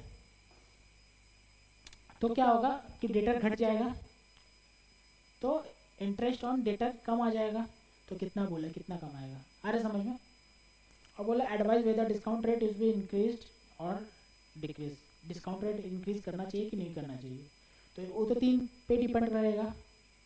पहले मेरा कलेक्शन पीरियड कम होना चाहिए, बैड डेट कम होना चाहिए, डिस्काउंट कम होना चाहिए। हाँ ठीक है, लिखते हैं। सबसे पहले नंबर 1, देखो ये सब जो सम्स है ना, हो सकता है क्या न, क्या नहीं आता है, एग्जाम का सम्स है भाई,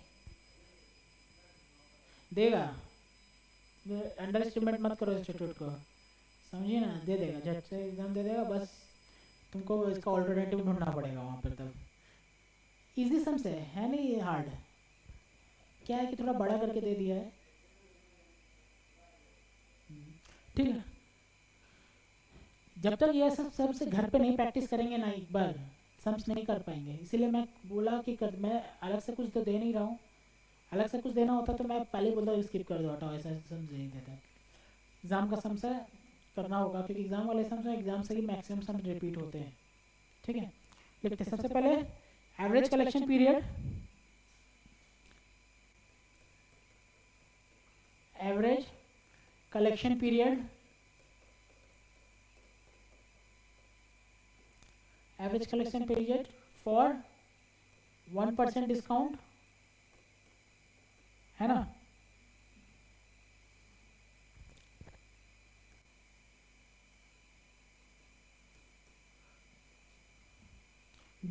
यहाँ पे क्या होगा, देखो पहले discount in, discount availed, discount availed bracket में पेमेंट इन 10 डेज, यही होगा ना, ये होगा ना। दूसरा डिस्काउंट नॉट अवेल्ड, यही होगा ना, payment in more than 30 days, sorry more than 10 days. तो यहाँ पे डेज और यहाँ पे प्रोबेबिलिटी, यही है ना। तो वेटेज कितना आ जाएगा, डेज कितना है 10, ये 20, नहीं 20 नहीं होगा ना, 30 होगा ना, तो 30 दिन के अंदर दे रहा है ना पैसा, ये 10 दिन के अंदर दे रहा है, 30 दिन के अंदर दे रहा है। इसका कितना था 20%, ये 80%, ये कितना आ रहा है 2, ये 24, दूसरा निकालिए 2% का निकालिए,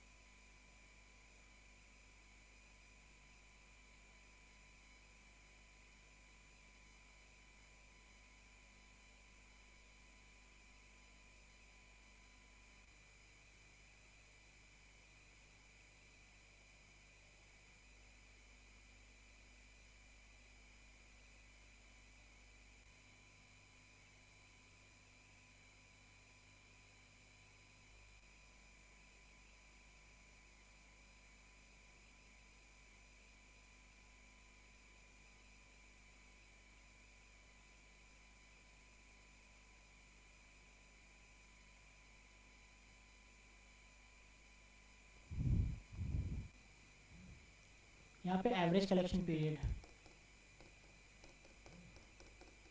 निकालिए, कितना आ रहा है दूसरा वाला का,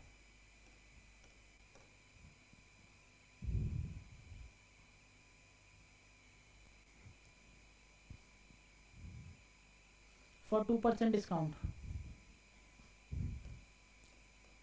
for 2% discount, for 2% discount, discount availed मतलब पेमेंट इन 10 डेज, 10 हाँ 10 डेज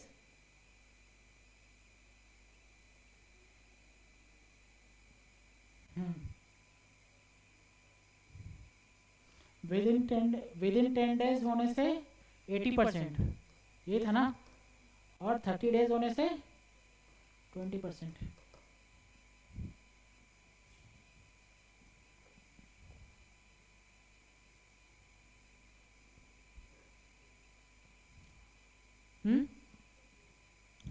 कितना आ रहा है टोटल? 14। मतलब कि सर मोटा मोटी 26 दिन में पैसा मिलेगा, इसमें 14 दिन में पैसा मिल जाएगा। फिर फर्स्ट का हो गया। Second number B, bad debt, calculation for bad debt, ये तो स्ट्रेट फॉरवर्ड है। Calculation for bad debt,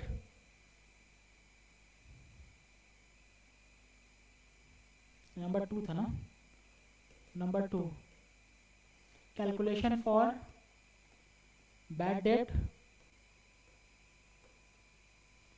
number A for 1%, कितना आ रहा है? सेल कितना आ जा रहा है?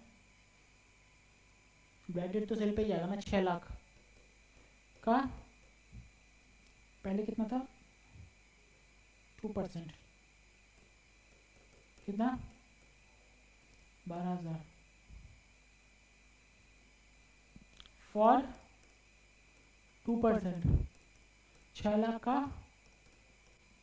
1%, 6,000। ये क्या आ जा रहा है?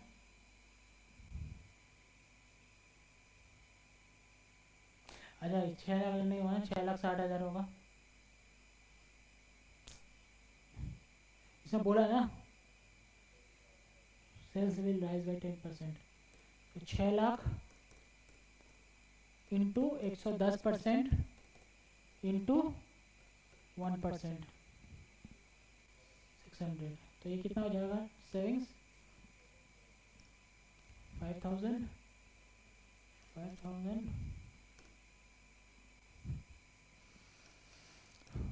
5,000। ये क्या हो जाएगा? सेविंग्स इन बैड डेट, ये ना। नंबर बी क्या बोला यहाँ पे? एक साथ बोला था, डिस्काउंट,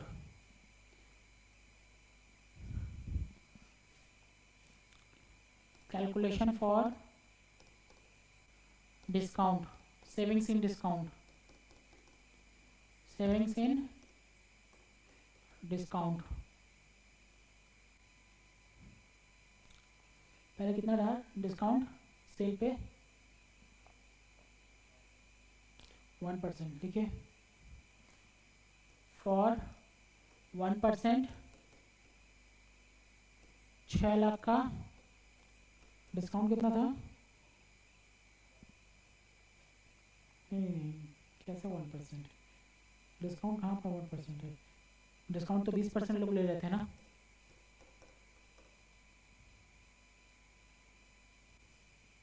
बीस परसेंट लोग कर दे रहे थे और डिस्काउंट 1% ले रहे थे, ये है ना। 6 लाख सेल था, उसका 20% लोग डिस्काउंट ले रहे थे, और कितना डिस्काउंट ले रहे थे? 1%, ये है ना। फॉर 2%, 6,60,000 का 80% इंटू 2%, यही होगा। ये नीचे वाला 1200, ये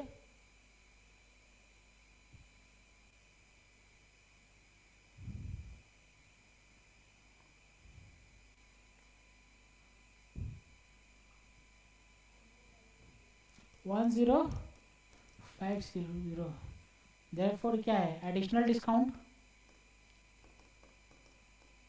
ये है ना। 10,560 -1200 क्या आ रहा है? 9360 आ रहा समझ में। Next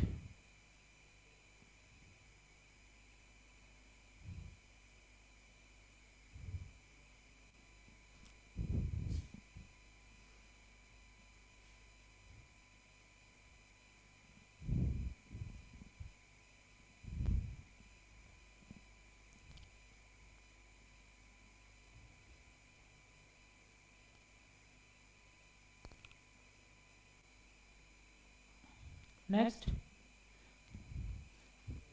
savings in opportunity cost, savings in opportunity cost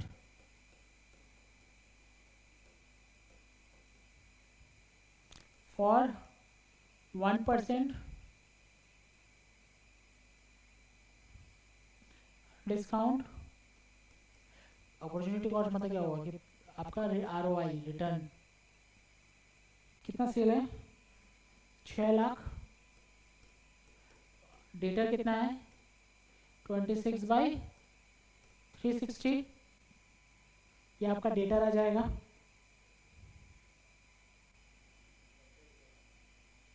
क्या क्या एवरेज? हाँ ये एवरेज कलेक्शन पीरियड, यही तो डेटा है ना। डेटा आपका 26 दिन में का है ना।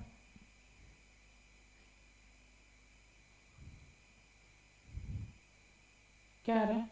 इंटू 12%, यही तो था।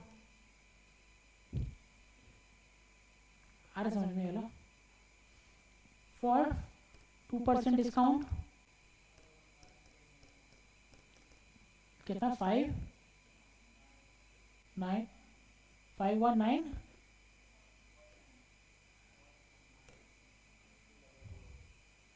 5200 लिख दो ना।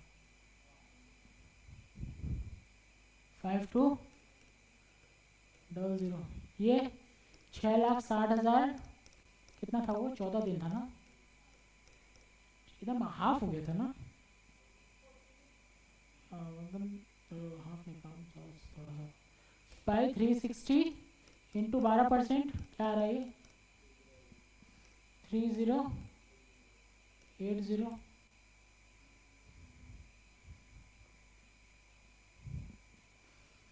सेविंग्स इन अपॉर्चुनिटी कॉस्ट कितना रहे? 2120।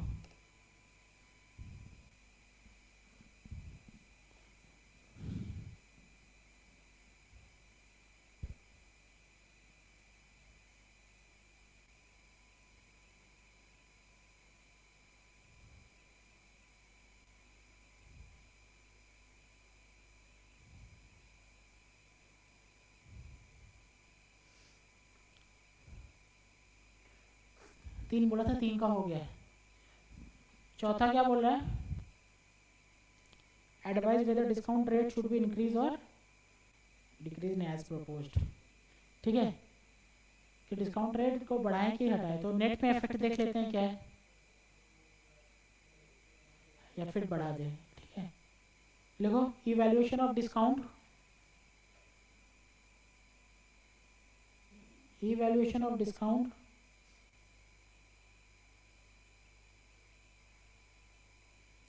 क्या क्या है? सबसे पहले सेविंग्स इन बैड डेट था, कितना आ रहा है? Savings in bad date 5400। फिर एडिशनल था ना, कुछ और था ना एडिशनल डिस्काउंट कितना आ रहा है? 93। ये नेगेटिव हो जाएगा। हाँ next savings in opportunity cost कितना? 2120।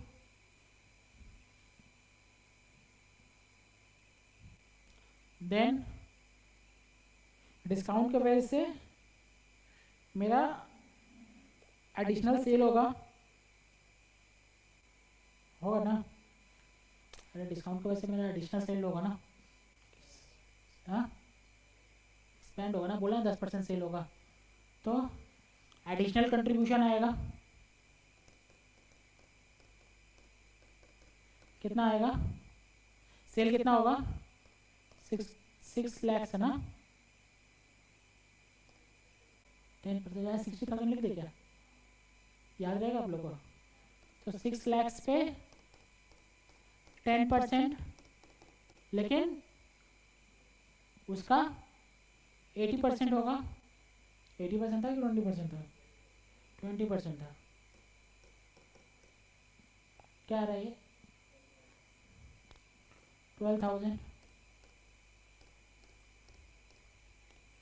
क्या रहा है net? Net gain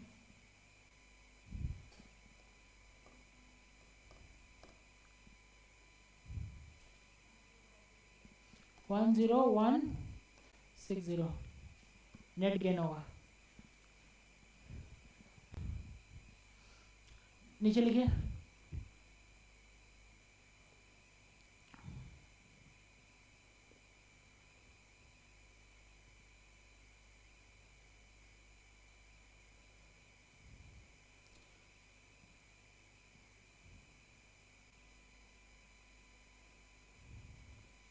implementing in discount rate, implementing in discount rate, implementing in discount rate will result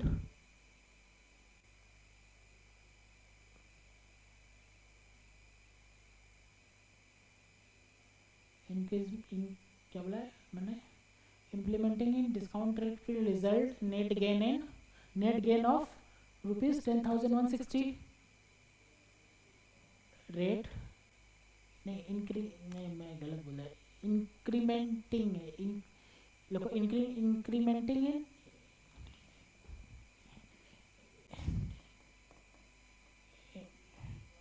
increase in discount rate will result net gain of rupees 10,160. Therefore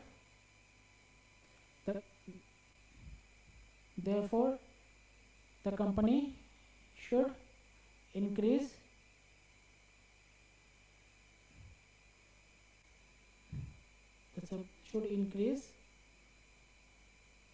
the discount.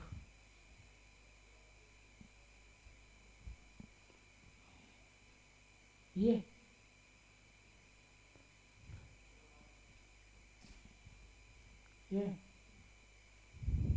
Average collection period है।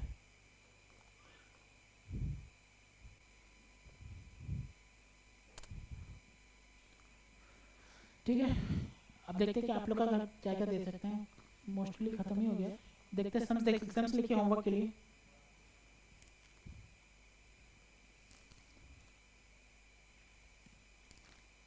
Type 2 का sums दे रहा हूँ।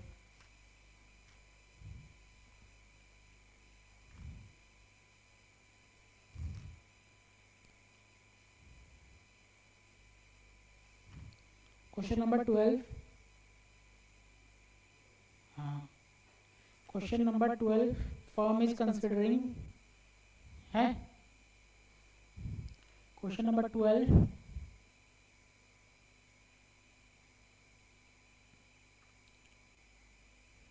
Question number 14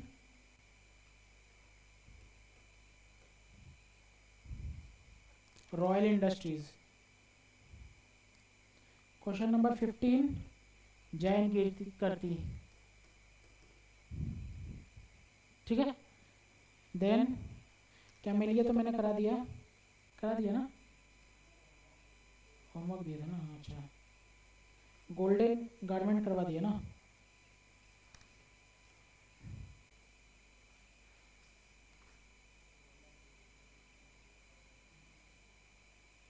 question number 19 Bentech limited.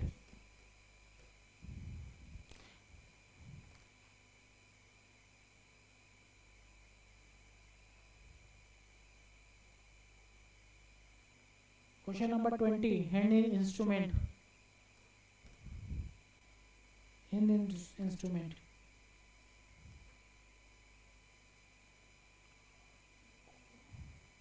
हाँ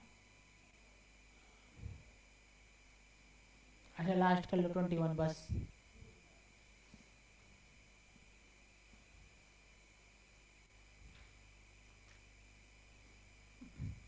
ठीक है, देखो type 1 का सम्स तो रिपीटेशन है। टाइप 1 का रिपीटेशन एक ही चीज़ को आपको करना पड़ेगा, divided by 360 degree, 360 into number of days, यही तो रिपीटेशन। आपको देखा जाए तो आपका दिमाग इसमें ही लगेगा। प्रॉफिटेबिलिटी कैलकुलेशन, और प्रॉफिटेबिलिटी में क्या, सेल्स माइनस वेरिएबल कॉस्ट तो सबको पता है सेम आने वाला है। जो आपका डेटर्स निकालना है उस पर आपका दिमाग लगने वाला है और कुछ नहीं। हाँ समझ में आ रहा है ना। इसमें आपका देखा जाए तो मैं आपको 1 2 3 4 5 6 सम्स दिया हूँ, अब वो तो है आप मतलब कर रहे हैं, उसमें कुछ करना नहीं है। ठीक है, नहीं हो रहा था आप करके तो रखो, छोड़ के मत रखना, करके रखना, जितना हो रहा उतना ही करके रखना, गैप छोड़ देना कि ये पूछूंगा आगे। ठीक है, और उसके बाद क्या कितना सम्स बचा है, और ये जो सम्स था स्टार्टिंग वाला मैं नेक्स्ट क्लास में, हाँ आपका जो एक सम्स था जो कल का था वो मैं करवा दूँगा, टाइम मिला नहीं मैं दे दूँगा। ठीक है, ऑनलाइन क्लास